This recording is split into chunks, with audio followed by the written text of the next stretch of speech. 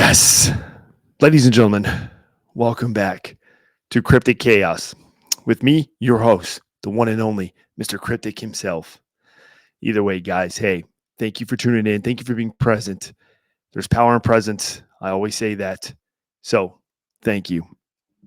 Now, as we get into this, guys, we're going to get into something what I call the planet Mercury.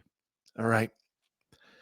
I don't know what you guys know about this planet, but I will tell you this. What I do know, it's pretty scary. It's pretty eerie. You know, it's super close to the sun. It's one of the smallest planets in our solar system.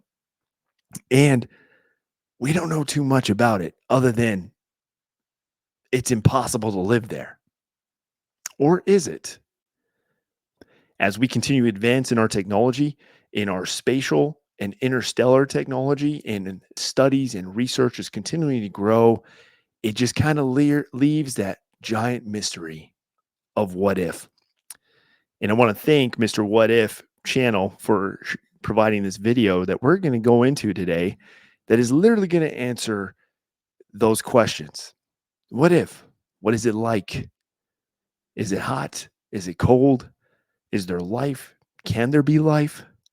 Just what it would be like if we were to hop on a little ship, take that long journey into the vast emptiness of our universe, and then land right on that little planet, that little rock near the sun.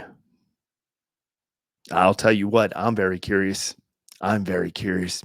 And as we get into this journey, guys, before we start, if you guys do like these kind of videos, if you like this kind of content, please come join the journey. Be part of the journey as we continue to progress. And I continue to pump them out for you because I will. Let me tell you, I am very into this. And if you don't believe me, check out those YouTube shorts that I've been posting.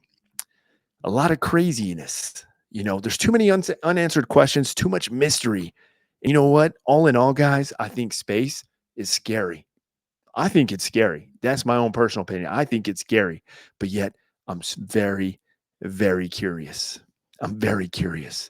So if you guys know some things about Mercury that you'd like to share, please comment down below. Let me know your thoughts. I love engaging on those comments. And let me tell you guys, I really do appreciate it. I do read them all. And I love interacting with you guys. And a lot of you are very smart. A lot of y'all been holding back. So stop holding back on me, guys. Stop holding back. A lot of you are very smart. I've learned a lot. I've learned a lot from a lot of you. So that's what we're about here at Cryptic Chaos as we continue to indulge in the dark, the mysterious, the paranormal, the eerie, the interstellar mysteries of the world. So, without further ado, what do you guys say? Let's get into this. Let's do this. Yeah. So, this is a video, guys, off the What If channel. I encourage you to check it out. I'll put the link down below as well so you guys can check it out. A lot of cool stuff on these channels. As you know, I'm one of those that, hey, you know what? Credit is due where credit is due. And you know what? They put in the hard work in making these. And a lot of people always pull videos and they react and they're growing. And there's nothing wrong with that. Hey, there's nothing wrong with that. But at least give credit where credit is due. And I'm going to do that here to the team over there at What If, man. They're freaking awesome, man. I mean, their videos are super entertaining. I encourage you guys to check this out. But let's go ahead and check this out here. All right. What life would be like on Mercury, just from landing and just spending I want to say, according to this video, 5 seconds. But let's see. The closest one to the sun, but its surface temperatures can plummet to as low as minus 180 degrees Celsius. It has the strangest sunrises and sunsets in the entire solar system, and one day on this planet lasts about 2 years. But you don't have to survive a whole day down there. We're sending... Damn. Imagine, right off the bat, one day, okay, what we know is one day, 24 hours here on Earth, one day, is a span of, what do you say, 25 years? 20, what? Dude, one day? Man. So you go over there, you're there for a day, you're going to leave here and you'll come back and everybody's all grown up. Imagine that. Just imagine that. Our team member Chase on a mission to spend just 5 seconds on Mercury. All right, Chase, let's see what you can do. Huh. Mercury doesn't sound so bad. I just don't get why it's so cold. It should be flaming hot. Detecting extreme temperature. That's a good point. And a lot of us don't think about that. For the planet being closest to the sun, yet it is so freaking cold. Fluctuations. Yeah, Mercury is hot and cold at the same time. That's because instead of a proper atmosphere, Mercury has an exosphere. And this exosphere is almost as thin as the vacuum of space. It doesn't contain enough molecules to transfer heat around the planet, and that means surface temperatures go from one extreme to the other. So there you guys. I mean, that's one big point. Atmospheres are very important, and an exosphere, what that basically means is there's like nothing there. There's nothing there. That means the radiation, those solar rays, so like our ozone layer that protects us from so much, there's nothing there. So it's direct, very direct, just very empty. It's almost like as if it's not really a planet, it's just a giant rock floating in space, like literally just going around the sun. And because the days because a day is so much time here, it's because of the low tilt.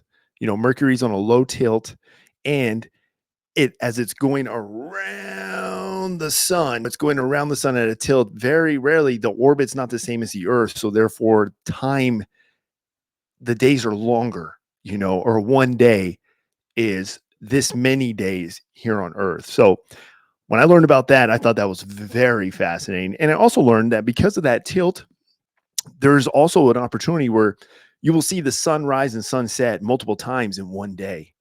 But I'm pretty sure they're going to cover that here. During the day, the surface is blasted by intense sunlight, and that results in severe heat, like 430 degrees Celsius. Then at night, all that heat gets lost in space, and the temperatures drop to minus 180 degrees Celsius. Holy crap. Well, at least there's no dust storms on. Now, in all reality, as of right now, I know for a fact that we do not have any suits that can withstand those severe temperatures, both hot and cold. That is just too hot, too cold. You will literally boil up. Even if the suit somehow survived, you would literally boil up and burn inside that suit, or you'd freeze. The oxygen, you couldn't even keep the oxygen.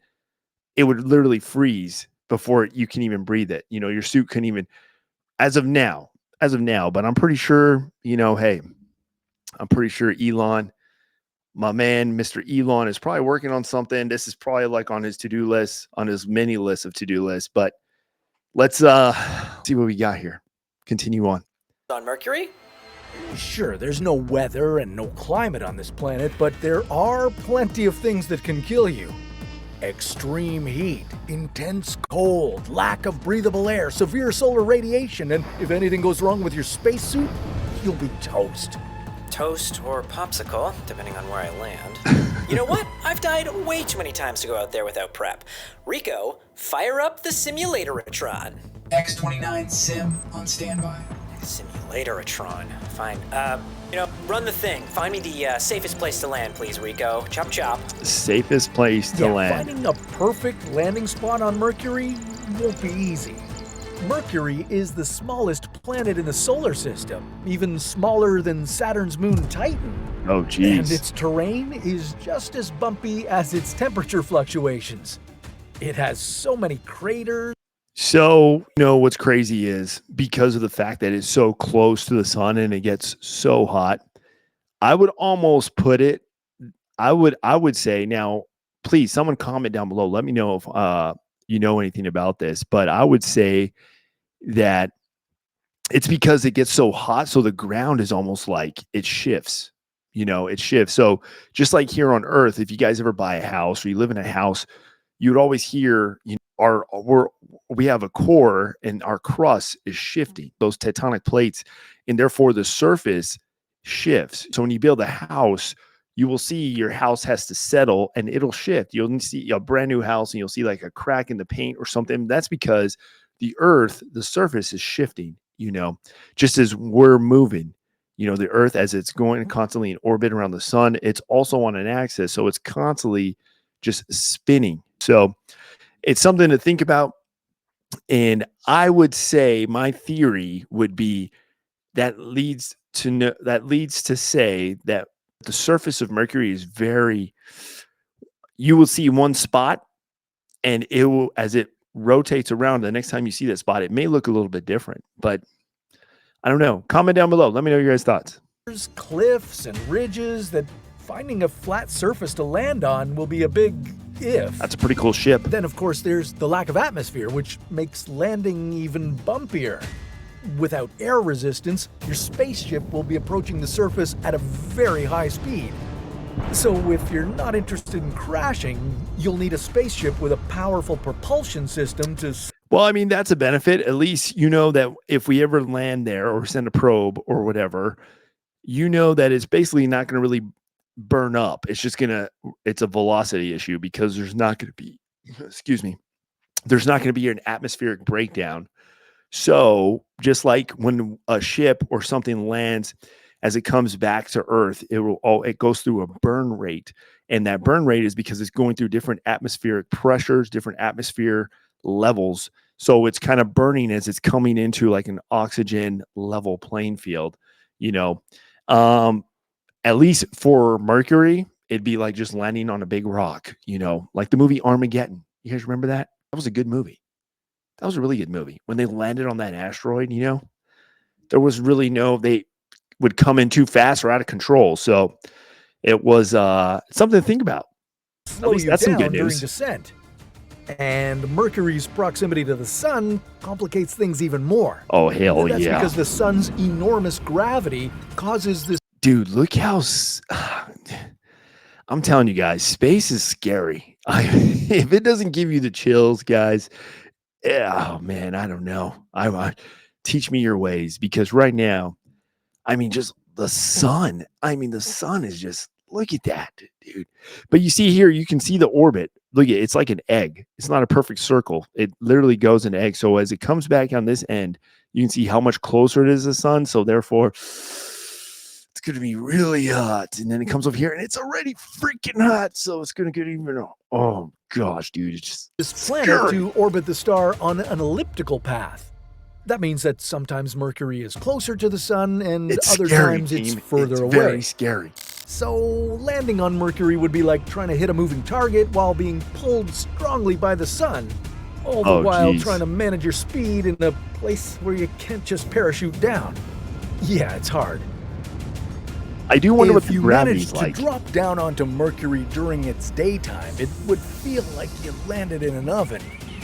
The sun on this side of the planet is so incredibly intense that it will roast you alive. And Mercury's daytime lasts a long time.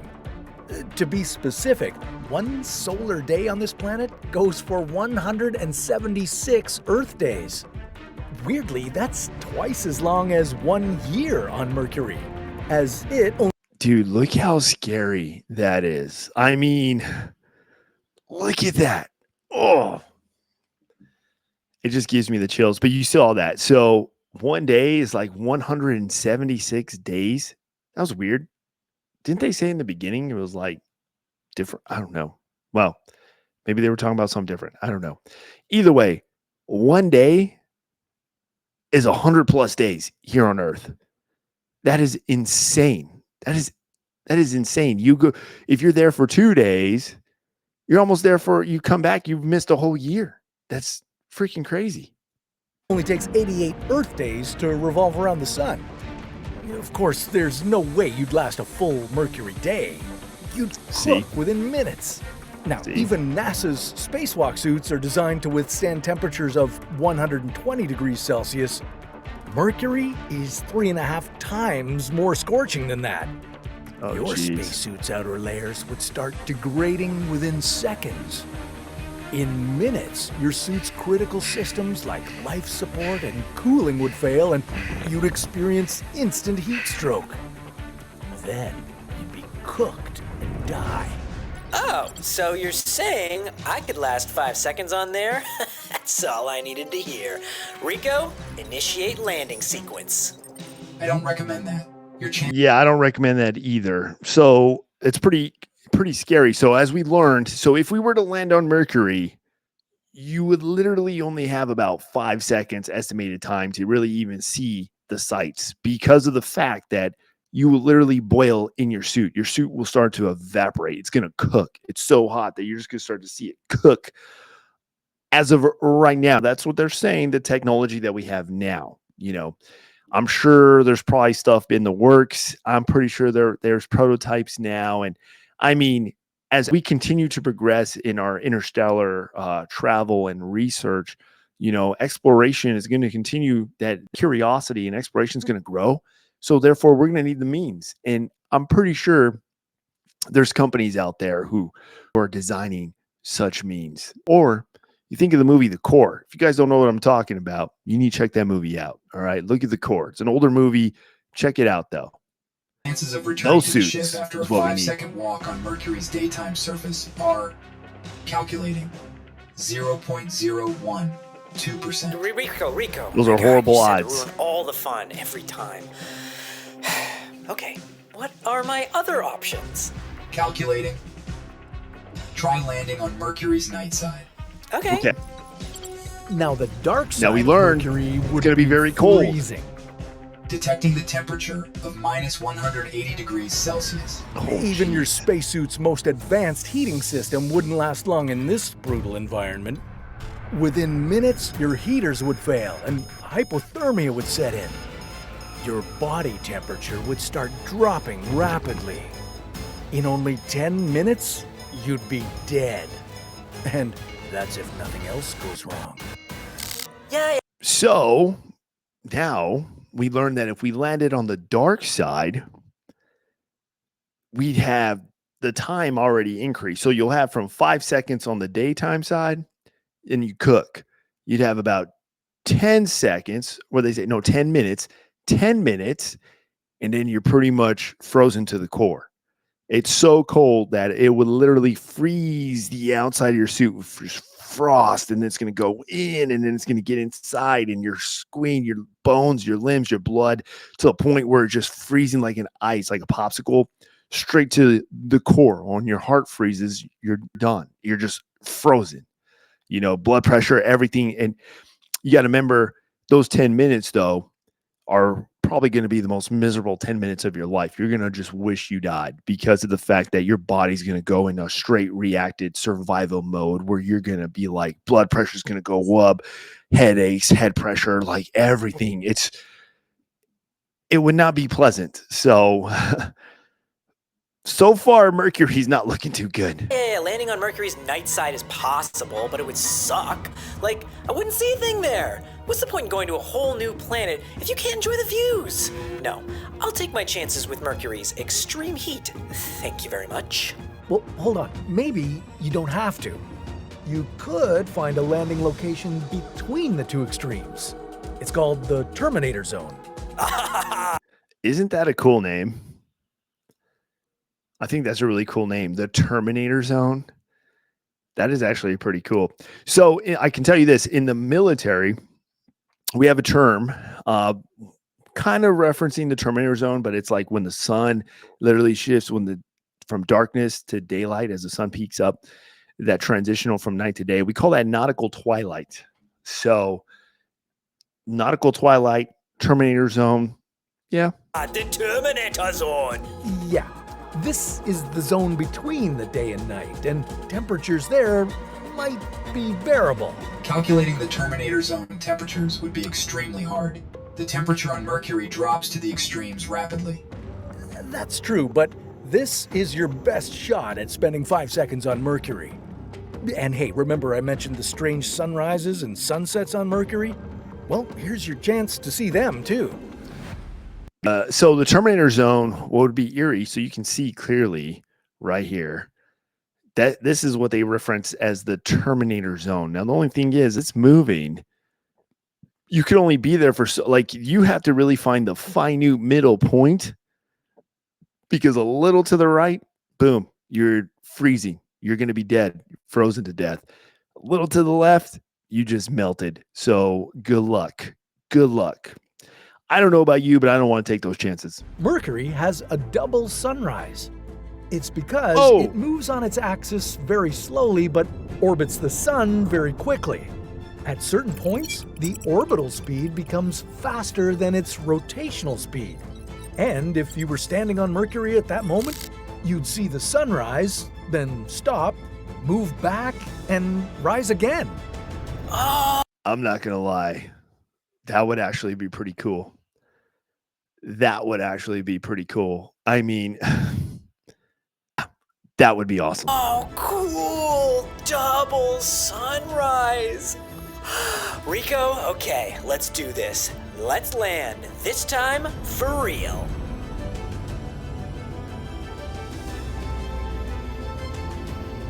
Landing complete. Uh-oh. The temperature reading at 130 degrees Celsius. Oh, okay, yeah, feeling toasty, but not cooked. That's, yeah, good luck, dude. Another successful mission for the Astro King and his dumb sidekick Rico. Okay, so when do we get to see this double sunrise? You must remain on Mercury's surface for a few hours to witness the retrograde sunrise. Oh, why didn't you say that before? Get it? Mercury in retrograde. Cue rim shot. Before we landed. Okay, well, I mean, it's not that bad. I can stick around here for a few hours. I don't recommend that. The temperature will rise drastically in 3.2 hours. Oh God, Rico, just say 3 hours. It's fine. I'll be fine, okay? I'll stay right here next to the ship where... Ow! Okay, that rock is hot. Don't read into that. What are you doing? Nice. Rico, what was that? A micrometeorite hit your spacesuit. You're losing oxygen. A micro meteorite? Yeah. No.